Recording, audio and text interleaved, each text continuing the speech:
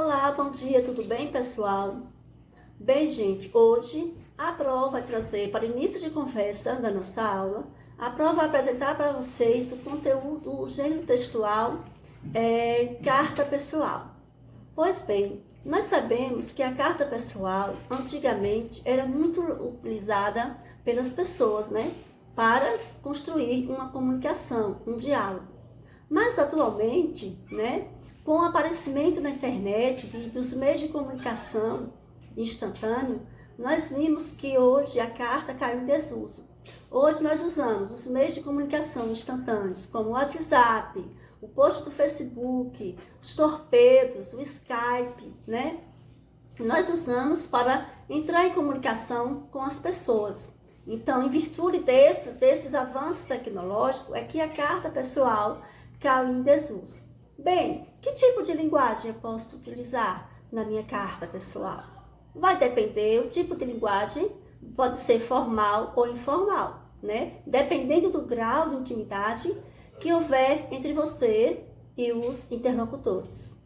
Pois bem, gente, a nossa aula também traz para vocês uma carta bem interessante, né? Eu vou introduzir essa carta para vocês. A carta é de uma netinha que escreve para seu avô, dizendo para ele que está com saudades do vovô e da vovó. E o objetivo da carta maior é dizer também que está com saudade da fazenda, das comidas deliciosas da sua avó branca, e comunicar que vai levar um amiguinho e ele pede ajuda ao avô para empregar o pai do seu amiguinho, porque essa família do seu amiguinho está passando por necessidades, né? Porque o pai do amiguinho dele está desempregado. E nessa carta existem os enunciados, né, da Júlia Branca, e a partir desses enunciados é que nós vamos fazer o estudo do nosso conteúdo gramatical, que é sujeito e predicado. Pois bem, gente, na primeira carta, no primeiro enunciado, nós temos aqui: como vai você, vovô? Aqui em São Paulo está frio. Um beijo da sua neta Júlia Branca, né? Observe aí que esses enunciados recebem o nome de frase. Por quê? Porque eles constituem uma situação comunicativa. Só que aí nós percebemos que no primeiro enunciado e no segundo enunciado, eles estão constituídos de verbo. Mas no terceiro enunciado não existe verbo. Bem, como vai você, vovô? Existe o verbo aí, né? Que está aí, incluso vai. No segundo enunciado, nós temos estar. No terceiro enunciado, não existe verbo. Professora, e nessa frase que não existe verbo? Ela é frase? É sim. Porque a partir do momento que um emissor, que uma pessoa constrói um enunciado, o outro entende o que quer dizer, né? Entende a intencionalidade de quem falou, então já é uma frase. Porque a partir do momento que a pessoa fala para o outro e que vê que aquela frase tem sentido, então, mesmo que esteja sem verbo, ela não deixa de ser frase. Então, é uma frase, tá bom? Quando a professora pede silêncio na sala de aula, que a professora faz silêncio, então é uma frase. Observe que na palavra silêncio não houve um verbo, mas é uma frase porque automaticamente o interlocutor compreendeu, produziu um sentido que ali é preciso ter silêncio para ministrar a aula. Pois bem, agora vamos aqui. Quando o enunciado é constituído de um verbo ou locução verbal, damos a ele um nome de oração. Pois bem, dessa forma, para cada verbo ou locução verbal, contamos com uma oração, tá? Então, o que é uma oração? Né? Vocês viram que a frase é todo enunciado que produz sentido. Uma oração, tá vendo aí? É constituído de um verbo ou locução verbal. Pois bem, no enunciado aqui, a história é longa, longa, longa. Temos o enunciado composto de uma oração, né? O verbo aí, o verbo ser, está aí, está pronunciado como L, né? Estou bem e feliz porque vou voltar para casa. O enunciado composto de duas orações. Na primeira oração, nós temos o verbo aí, né? Está com conjugação estou. E na segunda oração, nós temos vou voltar, que é a junção de dois ou mais verbos que exerce a função morfológica de um verbo auxiliar mais o verbo principal, que forma o quê? A locução verbal. Nós temos aí, vou voltar. Observe que vou voltar dá a entender o quê? Que voltarei. Vai construir um outro verbo. Então, a locução verbal aí é a junção de um ou mais verbos, tá? Sendo que um é o verbo auxiliar e o outro é o verbo principal. Pois bem, aí aqui nós temos, o meu amigo não está na escola. Aqui são os enunciados, né? Produzidos pela Júlia Branca. Ela tem feito muita comida deliciosa? A história é longa, longa, longa. Espero uma resposta sua e sua ajuda para esse nosso assunto soslaio. Bem, gente, esses enunciados aqui, eles podem ser chamados de orações? Sim. Por quê? Ou melhor, pode ser chamado de oração? Sim. Cada enunciado aqui é uma oração. Por quê? Porque ele é constituído em torno de um verbo, tá? O meu amigo não está na escola, tá? Olha aí o verbo está. Ele tem feito, a história é longa, e espero uma resposta sua e sua ajuda para esse nosso assunto soslaio. Então, observe aí que nós vimos o conceito de frase, oração, né? Então, aí, frase é toda palavra que produz sentido. A oração é todo enunciado constituído em torno de um verbo, tá? Agora vamos aqui. Quando uma frase é formada por uma ou mais orações, é chamada de período, tá? Damos o nome de período simples ao período formado por uma única oração, ou seja, por um único verbo ou locução verbal, né? Na frase, ou melhor, no enunciado, como vai você, né? Nós temos aí um período simples. Ao período formado por duas ou mais orações, ou seja, por dois ou mais verbos ou locuções verbais, damos o nome de período composto. No exemplo, é segredo que vou contar, por isso esse assunto exige aquele código secreto. Ó, nesse enunciado aí, nós temos aí o período composto. Por que, professor, esse período é composto? Porque ele está sendo constituído por duas orações, né? Na primeira frase, por dois verbos, ou seja, o período é composto, está constituído por dois verbos ou duas locuções verbais, né? Então, aqui, é segredo que vou contar. Nós temos aqui, ó, uma locução verbal, né? E na outra aqui, na outra oração, por isso esse assunto exige aquele código secreto, nós temos o verbo exigir.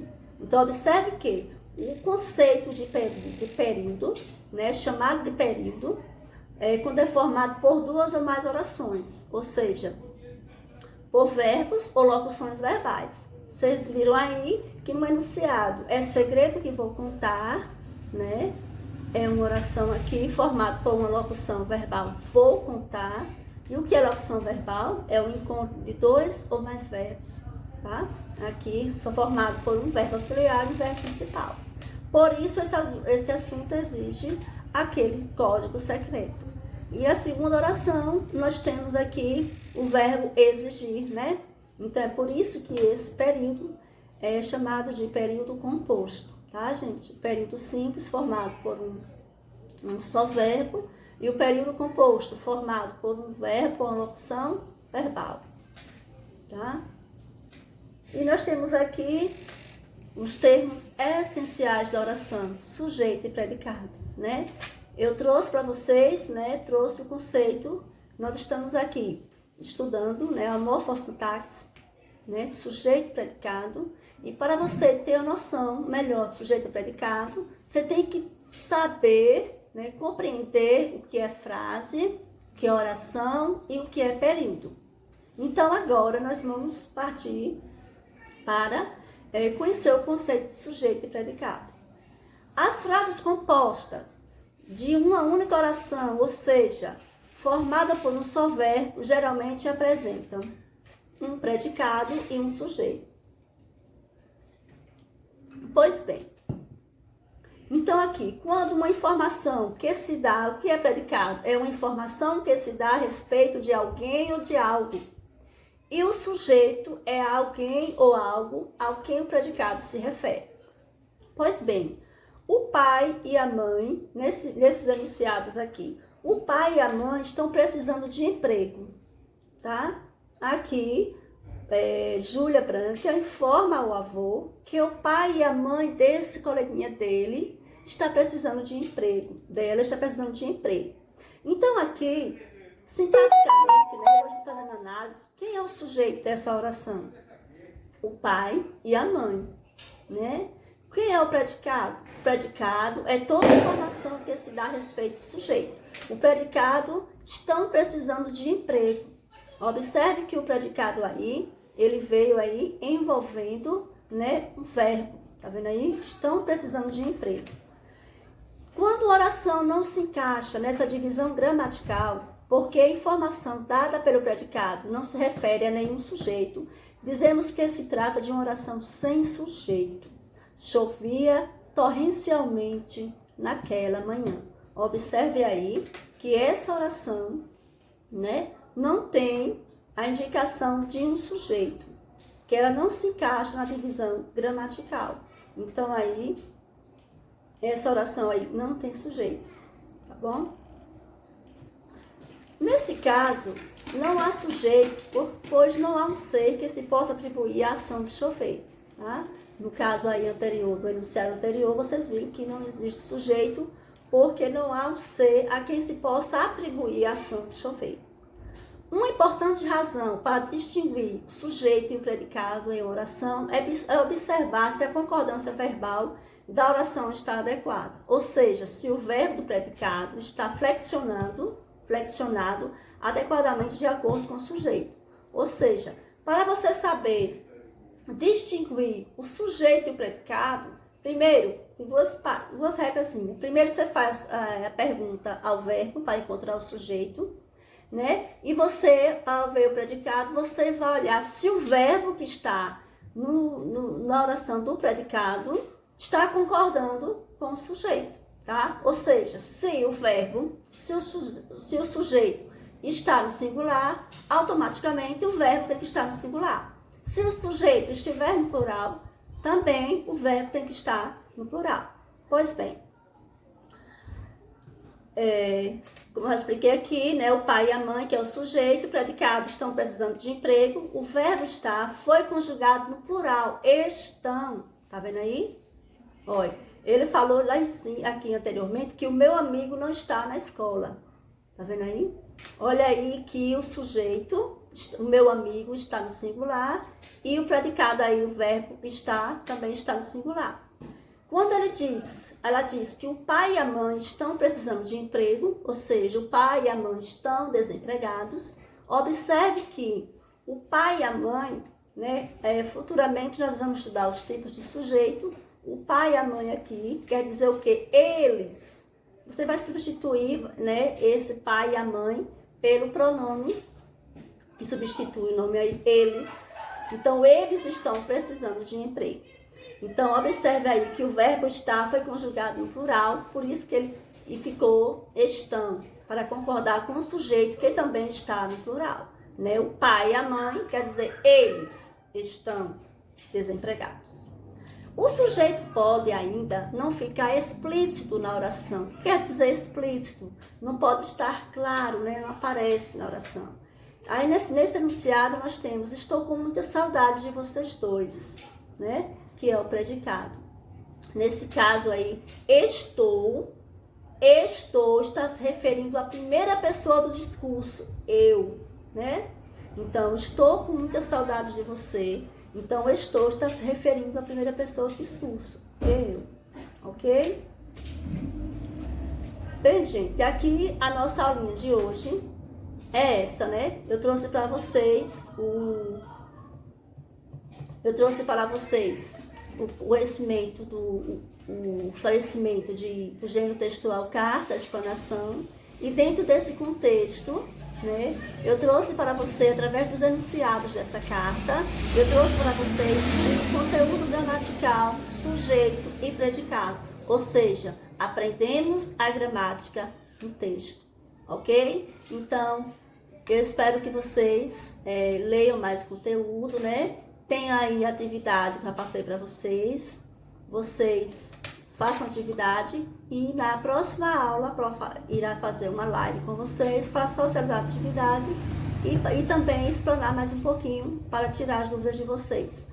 No mais, é só agradecer e um bom dia para todos.